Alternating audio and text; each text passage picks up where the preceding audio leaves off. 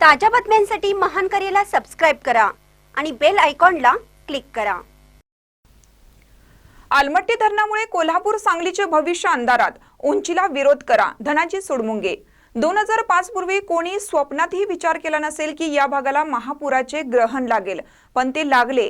याचं कारण हे अलमट्टी धरण आहे। अजून वेळ गेलेली नाही। अलमट्टी धरणाच्या प्रस्तावित उंची वाढवण्यास विरोध करा। आता पण थंड बसाल तर सांगली कोल्हापूरसह शिरोळ तालुक्याचे भविष्य अंधारमय असेल, असे प्रतिपादन काल धनाजी सुडमुंगे यांनी केलं। ते काल रात्री औरवाड येथील मराठा भवन येथे झालेल्या बैठकीत बोलत होते। या बैठकीच्या अध्यक्षस्थानी दिलीप मंगसुळे हे होते। अलमट्टी उंची विरोधात केंद्र सरकारकडे नागरिकांच्या हरकती दाखल करून घेण्याचं अभियान आंदोलन अंकुशकडून राबवलं जात आहे।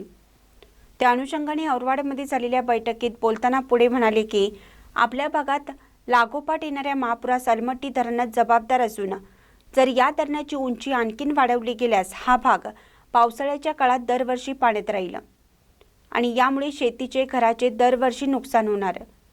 या भागाचे अस्तित्वच नष्ट करू पाहणारे हे संकट ओळखा आणि आत्ताच या धरणाच्या उंचीला प्रत्येक नागरिकाने विरोध करावा, असं आवाहन शेवटी त्यांनी केलं।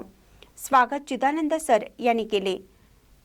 यावेळी रामदास गावडे, धोंडीराम चांदुरे, भास्कर गावडे, मनोहर गावडे, राजू गावडे, बजरंग परीट, नितीन रावण, बाळासो लोहार, प्रकाश सूर्यवंशी, प्रवीण अनुजे, शिवलिंग जंगम व नागरिक उपस्थित होते।